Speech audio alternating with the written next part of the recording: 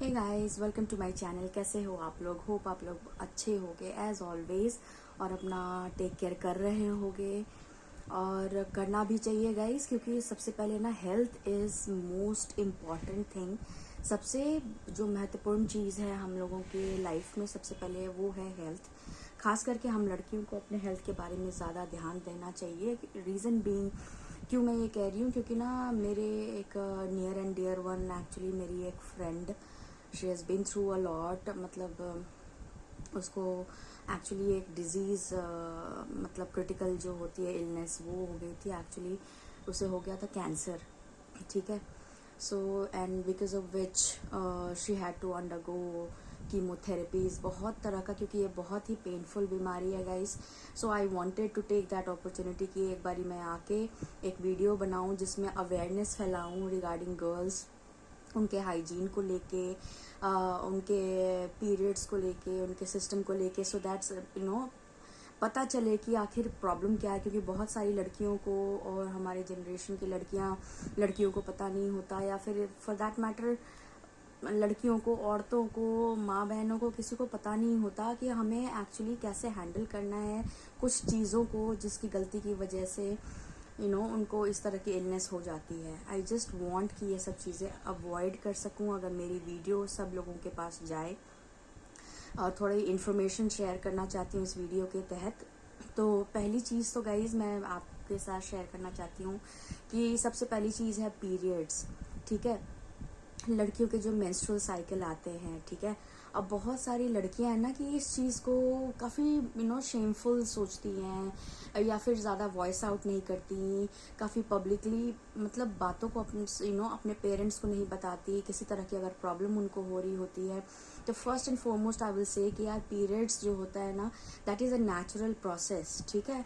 ये एक तरह का जस्ट इट्स अ सिंबल और it's a sign to show that you are into now adolescence, ठीक है।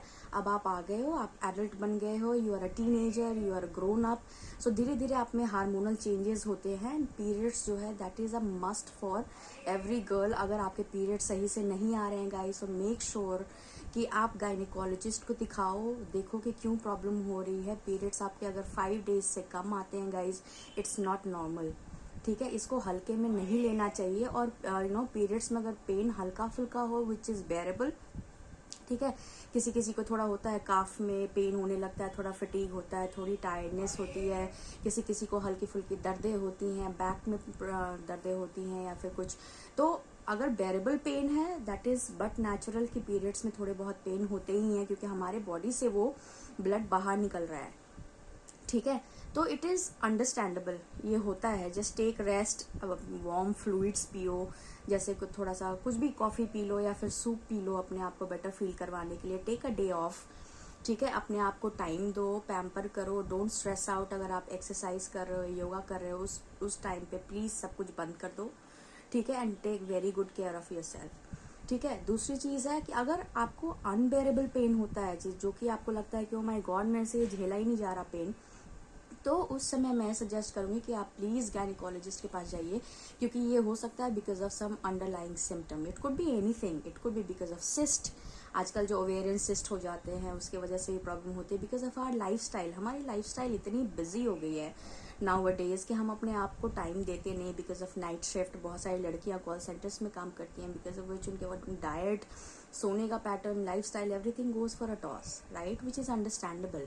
बट अगर जब इस तरह का कंसर्न हो, सो हमें चाहिए कि इस कंसर्न को फिक्स करना है। हमें डॉक्टर के पास जाना चाहिए, गायनी के पास जाना चाहिए, पूछना चाहिए कि why is this happening. Don't take it just for granted कि हाँ भाई अपने आप ठीक हो जाएगा, एक बार की बात है।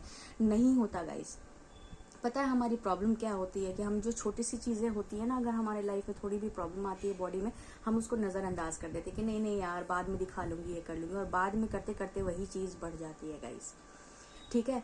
सो ज़्यादातर वाई डू यू थिंक, कभी हैव यू एवर वंडर्ड कि हमारे जनरेशन में या फिर शुरू से ही कैंसर जो जानलेवा बीमारी है, वो ज़्यादातर औरतों में क्यों होती है? आपने कभी वंडर किया है मर्दों में क्यों नहीं होता इतना ज़्यादा ये? बिकॉज हमारा जो जेनिटल्स होते हैं, हमारे जो प्राइवेट पार्ट्स होते हैं, it has been built in such a way कि it gets very much prone to kind of किसी भी तरह की what do you call it, infection, right? Infection बहुत ही जल्दी हो जाता है guys. So first and foremost cancer से बचने का दो तरह कैंसर स्प्रेड होता है मेनली टू वेज से। एक तो जो ब्रेस्ट फीडिंग मॉम्स होती है वो अपना कुछ कुछ माएँ होती है कि वो जस्ट बर्थ दे दिया बच्चों को, बट देन वो बाहर से सप्लीमेंट और काउ मिल्क ये सब पिलाती हैं और अपना ब्रेस्ट फीडिंग नहीं करवाती।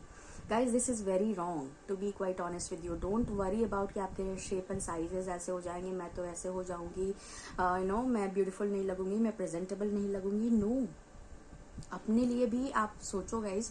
अगर आप ब्रेस्ट फीडिंग करवाते हो, that's the best thing to make sure that you don't get cancer, because उसकी वजह से मेटासिस कैंसर हो जाता है।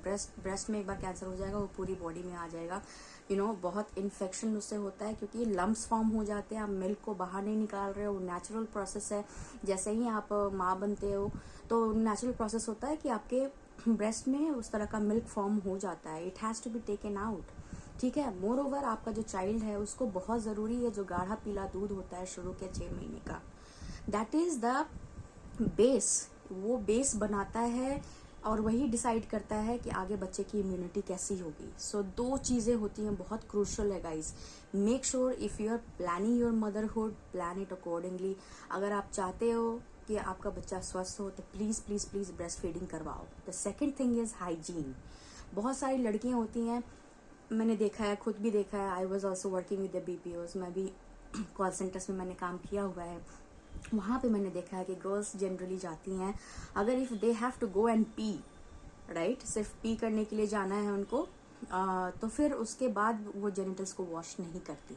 They just use the tissue paper और टॉयलेट पेपर और they don't even use it and they just come out and flush, which is very bad guys. लड़कियां हैं, लड़कियों की जेनिटल्स ऐसी बनी हैं। Every time you are going or using the restroom or washroom, make sure that you wash your genitals properly. It should be properly clean guys. Dry भी होना चाहिए और क्लीन भी होना चाहिए, स्टिंकी नहीं होना चाहिए। क्योंकि इसी की वजह से क्या होता है, पीरियड्स में कभी कभी होता है ना, किसी का ओवर अगर फ्लो ज़्यादा नहीं हुआ एक्सक्यूज मी, कभी कभी होता है कि फ्लो ज़्यादा नहीं हुआ तो वो सोचते हैं कि चलो यार पैड्स अभी मेरे तो वो नहीं हुए, गीले नहीं हुए और ख़राब नहीं हुआ, let just prolong it for 6-7 hours और 8 hours also. No, this is very wrong guys. Even if आपका उतना ज़्यादा नहीं आ रहा पीरियड्स, ज़्यादा ब्लड नहीं आ रहा, स्टेन ज़्यादा नहीं आ रहा, you make sure you are changing your the pads after every 3 to 4 hours, ठीक है, एटलीस्ट। और अगर आपका हैवी फ्लो है तो change it after 2 to 3 hours as per your convenience, as per your flow. 4 घंटे से ज़्यादा आपको एक पैड को यूज़ नहीं करना है गाइस, क्योंकि वही इन्फेक्शन का कारण होता है। हम उसको रखे रह जाते हैं हमारे जेनिटल्स में, जो वो फिर क्या होता है कि ब्लड वहाँ पे क्लॉट होके पहले तो रेड दिखता है और बाद में आपने देखा होगा वो बिल्कुल ब्लू कलर का हो जाता है। इट मीन्स बैक्टीरिया वहाँ से जेनिटल्स के थ्रू हमारे बॉडी में फिर अटैक कर सकते हैं और वही फिर कैंसर में ट्रांसफ़र हो जाता है, मतलब ट्रांसफॉर्म हो जाता है, राइट। सो बेसिकली 2 रीज़न, एक ब्रेस्ट फीडिंग नहीं करवाने से और दूसरा होता है हाइजीन का टेक केयर नहीं करने से।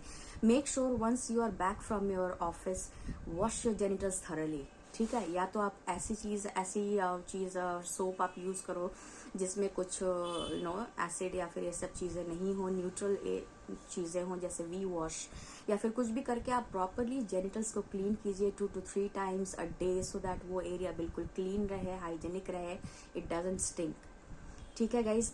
एंड मोर ओवर आजकल पैड्स के जगह पे तो आजकल पैंटीज आ गई हैं, फैब पैड्स करके पैंटीज आती हैं and all that, keep on wearing that. वो सब आप हाइजीन का अगर ध्यान रखोगे गाइज तो इस तरह के कैंसर काइंड ऑफ जानलेवा जो क्रिटिकल इलनेस होती है इससे हम बचाव कर सकते हैं गाइज, ठीक है। बट देन वही है कि it should start from you, ठीक है। आपको पहले इस चीज़ को, अवेयरनेस को सबको फैलाना पड़ेगा कि हाउ क्रूशल इट इज़। काफ़ी लड़कियां वॉइस आउट नहीं करती, अपने कंसर्न को दबा के रखती हैं, टेकन फॉर ग्रांटेड लेती हैं। ये चीज़ नहीं करना गाइज। अपना हेल्थ इज़ इम्पॉर्टेंट। अगर आपका हेल्थ ही इंपॉर्टेंट नहीं रहेगा, everything will go for a toss, beat your time, beat your money, your family, सारा कुछ खो दोगे आप, ठीक है। It's just that I just wanted to take this opportunity to spread the awareness, क्योंकि मेरे को बहुत बुरा लगा जब मेरे को पता चला कि मेरी एक डियर एंड नियर वन, जो मेरी बेस्टेस्ट ऑफ फ्रेंड थी and she had to undergo the same critical illness. I felt very sorry for her. She is undergoing chemotherapy. इतना पेनफुल होता है वो, उसमें you know your life goes for a toss. ठीक है, you can fight with the cancer, but उसकी भी surety नहीं है कि अगर आपने कीमो करवा लिया उसको, अगर इनिशियल लेवल पे अगर आप फेज में अगर आपने इंस्पेक्ट कर लिया और पता चल गया कि ठीक है आपको कैंसर है, it can be eradicated. But अगर आप लेवल 3 पे हो या फिर आगे अगर आपका एडवांस लेवल में हो गया गाइज, तो उसकी कोई गारंटी नहीं है कि it can be completely wiped off. It can come back again. ठीक है, और सबसे बड़ी बात है कि हमें पता भी नहीं चलता कि हमें कैंसर हो गया है. Before it's too late guys, let just stand up for ourselves. Let just make sure कि हाइजीन का ध्यान रखेंगे हम. थोड़ा ये ब्रेस्ट फीडिंग अच्छे से करवाएंगे. अपने मेंस्ट्रुअल साइकिल से अशेम्ड नहीं होना है. We should not be ashamed of it.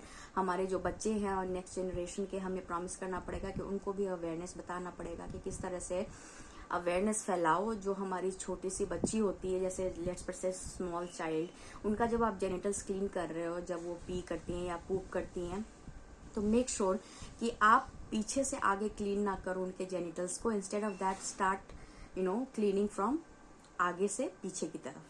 ठीक है, ये भी बहुत लोगों को नहीं पता है. ठीक है, उसको क्लीन करना चाहिए गाइज. और मेक श्योर चाहे वो गर्मी हो, बरसात हो, जाड़ा हो, जो भी हो. काफी लोग करते हैं ना कि ठंड है तो जस्ट वाइप यूज कर दिया और उसके बाद फिर ऐसे ही रहने दिया, पानी से क्लीन नहीं किया छोटे बच्चों को जो न्यूली बॉर्न होते हैं. Please don't do that guys. गर्म पानी करो, ल्यूकवार्म पानी करो. मेक श्योर कि आप जेनिटल्स को टिश्यू से तो वाइप कर दिया या फिर वेट वाइप से भी कर दिया. वो सब्स्टिट्यूट नहीं है वाटर का. पानी का फिर भी यूज करो गाइज, क्योंकि यही गलती मैंने भी की थी. ठीक है, यही गलती मैंने कर दिया कि बच्चे को पैम्पर करूं, ठंड न लग जाए, एंड बाद में क्या हुआ, यूरिनरी ट्रैक्ट इन्फेक्शन, यूटीआई, जो कि बहुत कॉमन है लड़कियों में, औरतों में. इससे आपको फीवर होगा, आप पी करोगे तो आपको जलन होगा और इसका ट्रीटमेंट करवाना चाहिए. हाई फीवर हो जाता है गाइस. सो ये सब फ्यू पॉइंटर्स है जो कि मैं डिस्कस करना चाहती थी इस वीडियो में, so that I can spread the awareness. अगर ये वीडियो सबके पास जाती है, आई जस्ट वांट कि मैं जितना हो सके इस वीडियो से अपनी नॉलेज को और अपनी एक्सपीरियंस को शेयर करूं, so that we can make sure कि life will be better for women.